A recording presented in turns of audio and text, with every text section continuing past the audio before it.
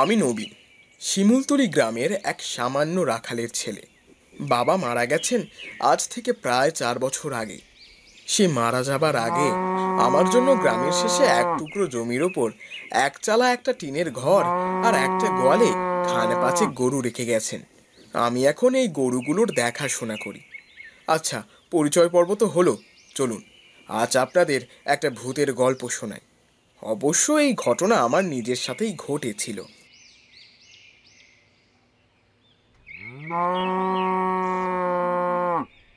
কি রে নবীন, এখনো বারান্দায় বসে বসে কি করিস? গরু চড়াতে যাবি না নাকি? হ্যাঁ রে, কেন যাব না? গরুগুলোকে এই মাত্র একটু পানি খাওয়ালাম, তাই একটু দেরি করছি। তুই পারিসও বটে, বুঝলি নবীন? তোকে কতবার বলেছি এই সকালবেলা করে গরু চড়াতে যাওয়ার আগে গরুকে পানি খেতে দিবি না। এখন থাক বসে, আমি চললাম। আরে কোথায় যাচ্ছিস? গরুগুলো ওই গাছের ছায়ায় বেঁধে এখানে এসে বস, দুই বন্ধু মিলে একটু গল্প করি। কিছুক্ষণ পরে একসাথে চলে যাব। তোকে নিয়ে আর পারি না।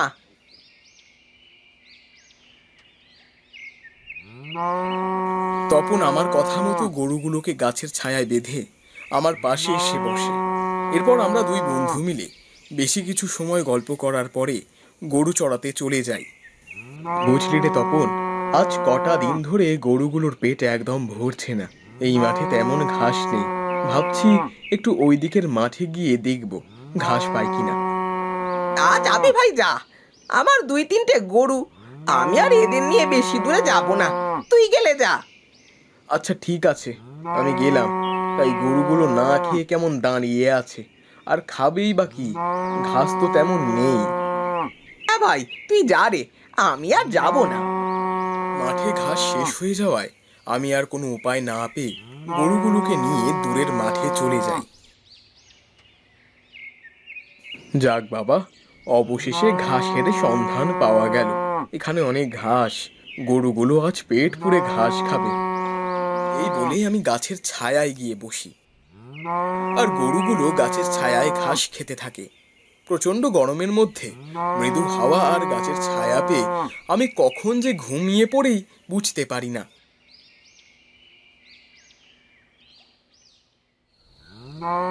হঠাৎ গরু ডাকে আমার ঘুম ভেঙে যায়। আমি ঘুম থেকে উঠে দেখি চারপাশ খুব অন্ধকার হয়ে গেছে, আর গরুগুলো মাঠের মধ্যে চড়ে বেড়াচ্ছে। আরে এ কি, আমি কি করব এখন? সন্ধ্যা হয়ে গেছে, আর একটু পরে হয়তো আরো অন্ধকার হয়ে যাবে। আমি তো এখন বাড়ি ফিরতে পারবো না। কি যে করি, রাতটা এখানেই কাটাতে হবে মনে হচ্ছে। আমি আর কোনো উপায় না পেয়ে রাতটা সেখানেই কাটিয়ে দিই।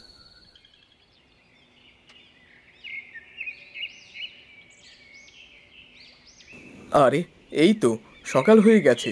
যাই যাই, বাড়িতে চলে যাই। সারা রাত মশারা যা গান শুনিয়েছে, ভালো করে ঘুমোতেই পারিনি। যাই, একটু ভালো করে ঘুমাতে হবে বাড়িতে গিয়ে।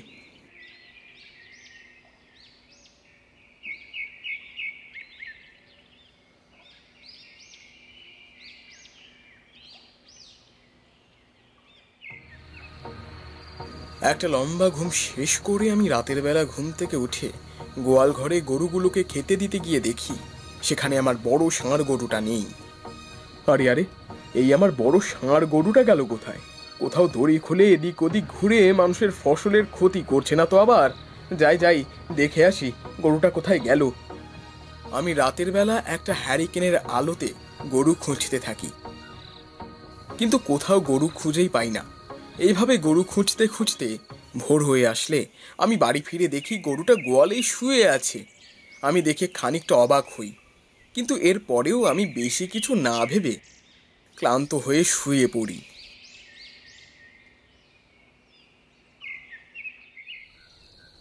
আমার ঘুম ভেঙে দেখি প্রায় সন্ধ্যা লেগে গিয়েছে। আমি আবারও গোয়াল ঘরে গিয়ে দেখি সেখানে কোনো গরু নাই। আমি বিচলিত হয়ে এইদিকে ওইদিকে গরুগুলো খুঁজতে খুঁজতে আগের দিনে সেই মাঠে পৌঁছে যাই। তারপর আমি যা দেখি তা বলার কোনো ভাষা নেই।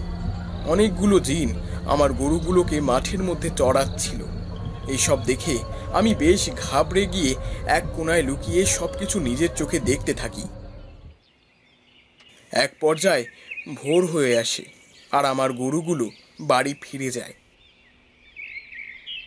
এরপরে আমার আর গরুগুলোর কাছে যাবার সাহস হয়নি। বাড়ি ফিরে আমি বারান্দায় মাথায় হাত দিয়ে বসে আছি। তখন তপন এসে আমাকে ডাকে। এ নবীন, নবীন, এ নবীন, কিরে এ কথা বলছিস না কেন তুই? কে কে? ও তপন, কখন এলি? আয় বস এখানে। কিরে কি হয়েছে তোর? আমি কতবার ডাকলাম তোকে, তুই তো আমার কথা কানেই নিলি না। সর্বনাশ হয়ে গেছে রে, সর্বনাশ হয়ে গেছে, আমার সব শেষ হয়ে গেল। আরে বাচ্চাদের মতো কান্নাকাটি করা ছেড়ে আমাকে বল তো কি হয়েছে। শোন তবে। বলিস কি? এমন আবার হয় নাকি? জিনেদের আর খেয়ে দে কাজ নেই, তোর গরু চড়াতে যাবে ওরা। আমি জানতাম আমার কথা তোর বিশ্বাস হবে না।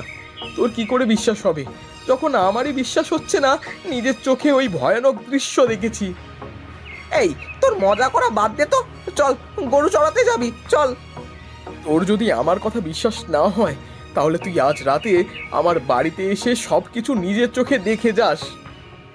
আচ্ছা ঠিক আছে, আসবো। এখন চল গরু চড়াতে যাবি। না রে ভাই, তুই যা, আমি যাব না গরু চড়াতে। আচ্ছা ঠিক আছে, তুই বাড়িতে বসে থাক, আমি সন্ধ্যাবেলায় তোর বাড়িতে আসবো। আচ্ছা ঠিক আছে।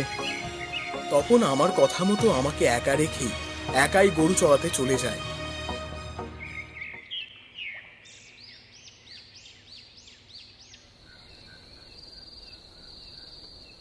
রাতের বেলা আমি ঘরে শুয়ে শুয়ে সেদিন রাতের দেখা সব কথা আমি ভাবছিলাম। হঠাৎ বাইরে থেকে তপন আমাকে ডাক দেয়। এ নবীন, নবীন, কোথায় রে তুই? বাড়িতে আছিস নাকি সব ছেড়ে ভয় পালিয়ে গেছিস? না রে, পালাইনি, আয়, আমি ভেতরেই আছি।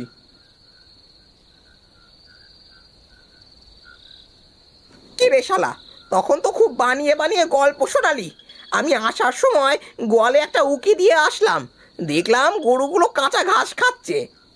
কাঁচা ঘাস? আমি তো আজ সারাদিন গোয়ালে পাই রাখিনি, তাহলে গরুর সামনে কাঁচা ঘাস আসলো কি করে? হঠাৎ গোয়াল ঘর থেকে একটা কেমন অদ্ভুত আওয়াজ ভেসে আসে।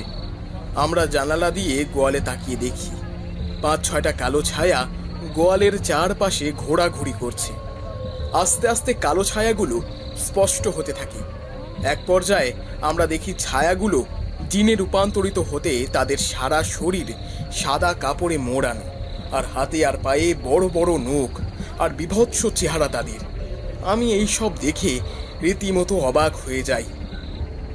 কি রে, এবার আমার কথা বিশ্বাস হচ্ছে তো তোর? কি রে, কথা বলছিস না কেন? তোর কি ফেটে গেল? আরে আমরা কি দেখছি? এগুলো কি সত্যি জিন? আরে হ্যাঁ রে, আমার সব শেষ হয়ে গেল। এই জিনের দল রাতে আমার গরু নিয়ে গিয়ে সারা রাত চড়ায় আর সকাল হলে দিয়ে যায়। আমার সব শেষ হয়ে গেল রে, আমার সব শেষ হয়ে গেল। আরে এই বেটা, তুই এই কান্নাকাটি রাখতো। আমি তো দেখছি তোর আর চিন্তা নেই, এখন থেকে তোর আর গরুগুলোর দেখাশোনা করা লাগবে না। আরে সেটা না হয় হয়েছে, কিন্তু যদি আমি গরুগুলোর কাছে গেলে ওরা এসে আমার ঘাড় মটকে দেয়?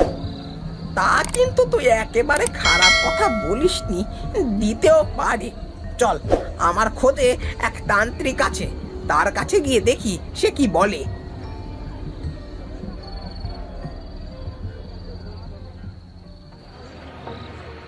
আমি তপনের কথা মতো ওকে সাথে নিয়ে একটা তান্ত্রিকের কাছে যাই। কিরে, তোরা আমার শরণাপন্ন হয়েছিস কি মনে করে? আমি খুব বড় বিপদে পড়ে আপনার কাছে এসেছি, আমাকে আপনি বিপদ থেকে উদ্ধার করুন তান্ত্রিক মশাই। আমার কাছে মানুষ বিপদে পড়লে আসে, তাছাড়া তো আর আসে না। বল দেখি তোর কি বিপদ হয়েছে। বুঝতে পেরেছি, এরা হলো রাখাল জিন। অনেক বছর আগে এই ঘটনা একবার ঘটেছিল, ওরা মনে হয় আবার ফিরে এসেছে। চল তো আমার সাথে তুই, আজ ওদের উচিত শিক্ষা দেব। আমি, তপন আর তান্ত্রিক সেই রাতেই মাঠে উপস্থিত হই। সেখানে গিয়ে দেখি অনেকগুলো জিনেরা মিলে মাঠে গরু চড়াচ্ছে। শোন, আমি এখন যজ্ঞ করতে বসবো, তোরা আমার পাশে বসে থাকবি। যাই হয়ে যাক না কেন, কিছুতেই চোখ খুলবি না, আর একে অপরের হাত শক্ত করে ধরে রাখবি। এরপর তান্ত্রিক সেখানে যজ্ঞের আগুন জ্বালে, আর আমরা একে অপরের হাত শক্ত করে ধরে চোখ বন্ধ করে থাকি, আর তান্ত্রিক মন্ত্রপাঠ করতে আরম্ভ করে দেয়। আমাদের এমন মনে হতে থাকে যে আমরা যেন শূন্যে ভেসে গেছি। আমাদের চারপাশে জিনেরা ঘোরাফেরা করছে। হঠাৎ সব শান্ত হয়ে যায়। সবাই চোখ খোল, বিপদ কেটে গেছে। এরপর আমরা সকলে চোখ খুলে দেখি আশপাশের পরিবেশ শান্ত হয়ে গেছে। এরপর তান্ত্রিক আমার হাতে অনেকগুলো তাবিজ দেয়। এই নে, এই তাবিজগুলো গরুর গায়ে বেঁধে দিবি, আর একটা তোর গলায় পরে নিবি। আর হ্যাঁ, ভুলেও আর কোনোদিন এখানে আসবি না, এটা ওদের ডেরা। আমাদের কপাল ভালো যে আজ এখানে যারা ছিল তারা খুব একটা শক্তিশালী ছিল না। যা সবাই তাড়াতাড়ি বাড়ি ফিরে যা। এরপর আমি গরুগুলোকে নিয়ে সেখান থেকে চলে এসে একটা তাবিজ আমি নিজে গলায় পরে নিই, আর বাকিগুলো গরুর গলায় বেঁধে দিই।